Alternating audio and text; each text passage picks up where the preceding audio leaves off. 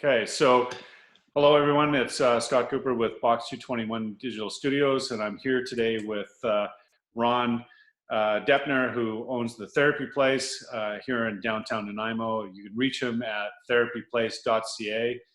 And today we just wanted to talk about the stress and anxiety that people are feeling around this whole COVID-19 or coronavirus. And we got Ron here today, and he's going to answer some questions for us. And so, Ron, what are some of the concerns that clients are sharing with you regarding this whole COVID-19? Yeah, it's been quite an array. We're hearing on a daily basis concerns over loved ones, especially the elderly. For some, it's concerns about where the next paycheck is coming from, concerns about running out of food or basic hygiene needs because of some of the hoarding that's been happening, concerns about being laid off, concerns about having to lay off people, not making ends meet, not being able to access healthcare if needed, daycare, kids out of school. All of these are big things. These are the more specific concerns that people have been bringing up, but there's something else. It's more the unpredictability of everything that seems to be the main complaint that people are coming in with. And the way we approach this is, well, there's this guy who said anxiety is an emotion in search of a home, and we will give it one every time. And this is kind of where a lot of those other things, I'm not saying that those other things aren't real, but what happens is all those other what ifs, the stuff about the markets, all of the stuff that we just don't know, we fill in the gaps with this. And next thing you know, left to our own devices, we can find ourselves playing whack-a-mole with all of the what ifs and all the catastrophizations. And then we find ourselves in a really negative place that our head can take us into. Yeah, it's kind of crazy because we've been dealing with this unpredictability in the market for just over this last week. Lots of companies have been contacting us regarding how do they manage this? How do they talk to the clients in such a way? Mm-hmm. It's crazy. It's a lot of unpredictability in the market. So what are some of the ways that you're helping mitigate that unpredictability? Well, you got to remember that what's going on here. I mean, anxiety isn't technically an emotion. It's a physiological response to a perceived threat. And again, we don't know what the threat is. There's just a lot of unknown. And so part of how we try to coach people into dealing with this is, let's acknowledge that this isn't a normal situation. Most of us have never experienced anything quite like this in our lifetimes. So we need to find ways to normalize. There isn't a lot that we can change about what's going on out there globally in the money markets, for instance. So what we have to do is we have to focus on ways that we can normalize kind of our lived experience of this, if you will, within our scopes of influence, in our own homes, our lives, our ways of thinking. One of the things we need to normalize too is, I mean, we need to talk about stuff other than the coronavirus in our day-to-day activities and socializing. Really, I mean, I'm not saying that we should pretend that it isn't there, but what I am saying is that most of us are so oversaturated with the topic. We're talking about it with everybody all the time. Well, that saturation kind of, I mean, it's feeding back into the nervous system, and we're experiencing that anxiety again. So, you know, there are other things happening in life. Our kids still have funny stories, and there are still awesome things that happen. We need to remember these things. We need to focus on these things. We need to allow those things to balance things out for us. We need to normalize structure. This is true for all of us that are practicing any social distancing, but this is especially true for those who are staying at home from work and who've lost that part of their normal routine as well. So we need to create new structure in life. We need to find ways of normalizing in light of the fact that the stuff that's out there isn't normal. Creating new routines and doing them consistently helps to ground our psyche and to bring us back to a sense of balance and normalcy. It's not going to change what's out there. It's going to change how we experience this. On this note, I mean, there's a form of torture that's used that is to actually, remove the person from their sense of day and night and structure at the passage of time. And it's an extremely effective form of torture. And what happens is the person actually starts to lose who they are. Well, this is kind of happening to a lot of us who are going through this abnormal structural change to our lives. We've stopped having all the anchors to hold on to. Well, what's normal? So we can get a lot of that back. So I mean, we're encouraging people to just get new routines.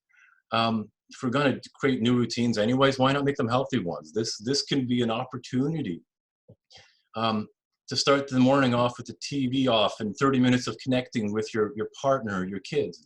This can be an hour of reading or prayer or meditation or time doing push-ups or reading, learning a new language. But whatever it is you do, get out a scheduler or a piece of paper, literally write out what you will do in increments, 30-minute increments, 1-hour increments, so you can track time, so you can track your day and do it consistently. Yes, you can deviate from it and you can revise it as needed, but the more consistency we have, the better off we are. So what I'm hearing you saying is that despite the interruption and that this, is the saturation that we're seeing on the news and social media and everything else, it is like a torture, that this is an opportunity to create new balance in your life, or create new opportunities that you can create some healthy and new ways of being. And new ways of socializing. I mean, we're accustomed to doing things the way that we're accustomed to doing them, and that's part of the problem. We've lost that.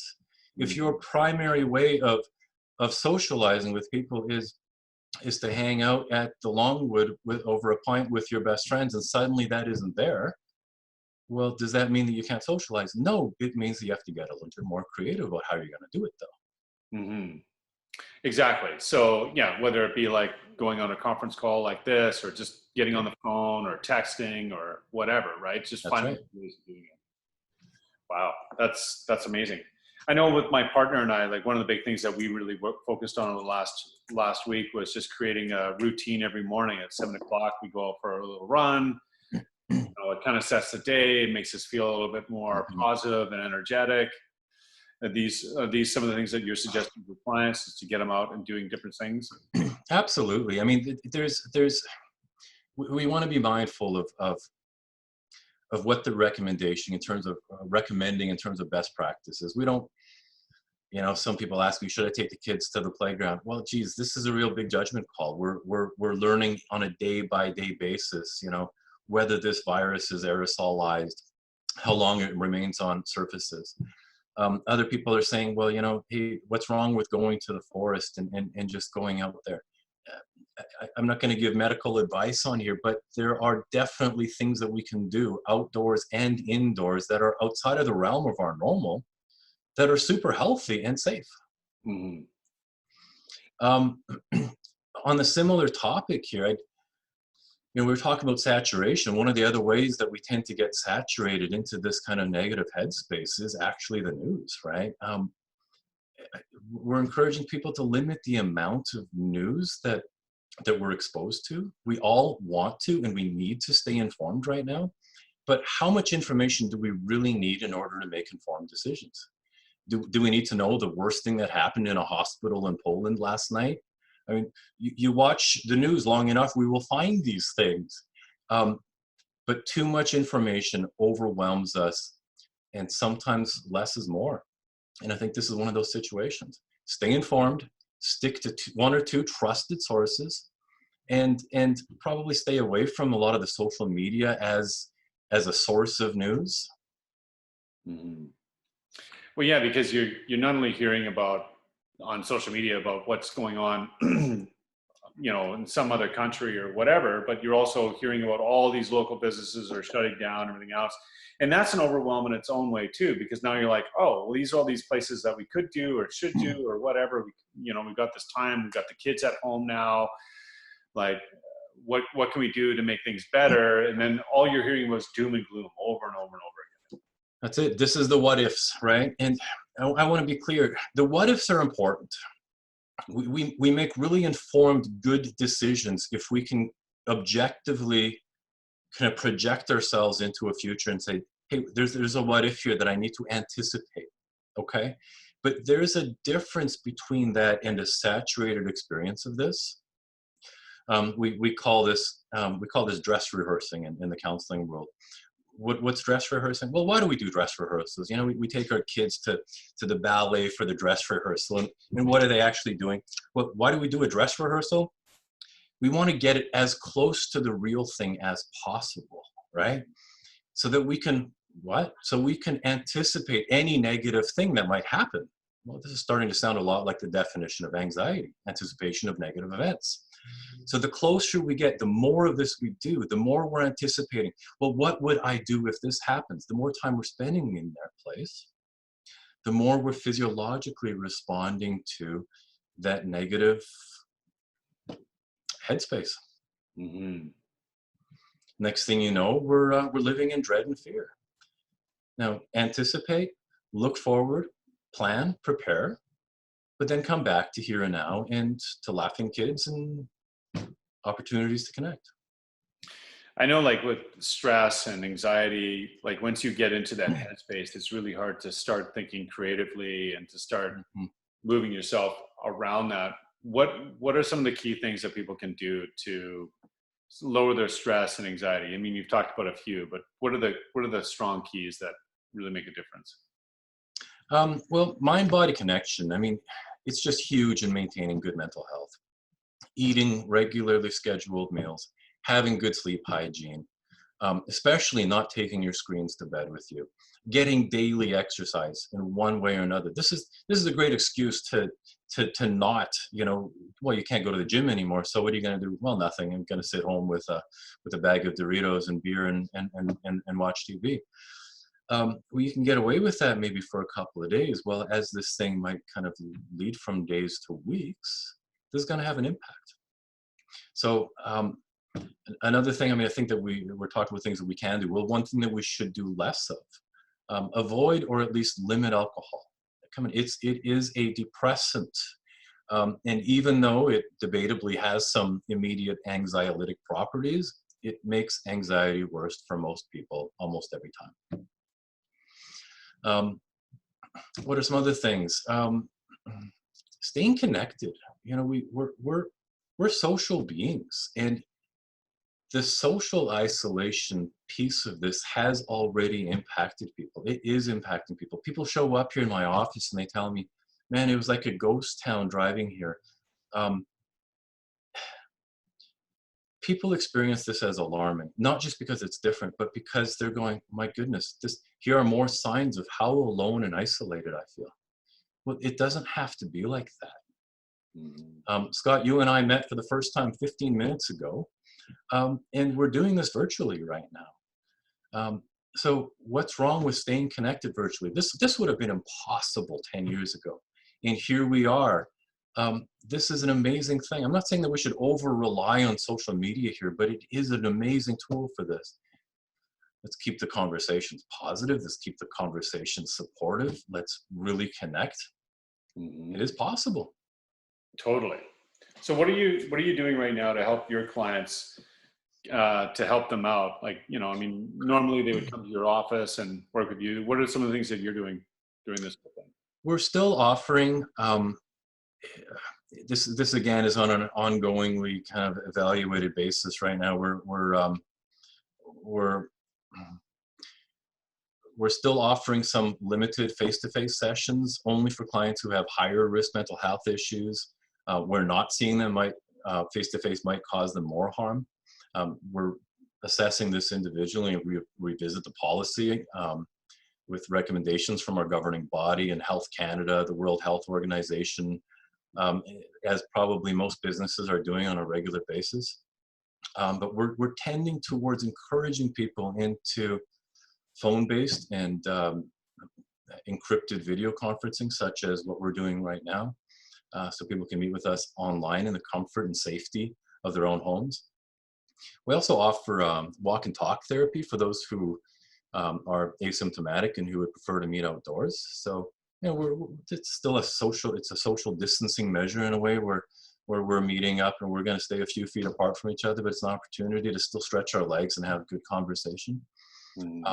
For some people who are more concerned about being in a closed space with somebody, that might be a better option. Yeah, I like that walk and talk. That sounded really cool. I was looking at your website today. I'm like, oh, that's a pretty cool thing that you offer. What are you doing next week? Yeah. Yeah. And the last thing we're doing, I'd say, is we're just making a point of regularly sending out communication to clients through emails, and that's just to ensure that they're up to date. I mean, I think the worst thing for a client is to just not know. There's a lot of assumptions that can be made that, well, everything's just closed for business. But if we're communicating with them, we're telling them where we're at, what we're doing, how careful we're being, that we're actually, dealing with this alongside them. It brings the humanity back into this thing, and we're fortunate we're able to do that. Yeah. So Ron, what kind of things can you help folks out with right now that are out there suffering from anxiety and stress? Well, beyond what we've just kind of talked about right here, I mean, I think the biggest thing with anxiety is we need to normalize it. We need to connect to other people. We need to remember who we are in these times of crisis. You look back, this is the first time most of us can remember this, but I mean, people who went through some pretty massive upheaval, the Syrian crisis, for instance, just a different geographical place. Perhaps many of our parents or grandparents went through world wars. We have things that we can learn from their wisdom. For people who have access to them, this is actually a great opportunity to learn from them in terms of what was useful, and there's tons of books written about this for people who don't have access to this. The stories you typically hear it's about making meaning again in these difficult times. How do you make meaning in this situation? Well, it's not just about making the best of it, but this is a big part of it. People have stories from wartime of, well, we found different ways of doing the thing that we used to do before in the face of the enemy and the fear and the opposition. And this is how we overcome. It's amazing. So how can they reach you again? You can reach me on my phone, 250-616-3579, or by email at info@therapyplace.ca. Awesome. Thank you so much for your time today, Ron. I hope we can all get some wisdom of what you're talking about, and totally blown away. I hope that folks reach out to you if they're feeling stressed and feeling some anxiety, and I hope that you can keep operating and things are going well for you. And same for you, Scott. Warmest wishes to you. Thanks, Ron. I appreciate it. Bye for now. Bye.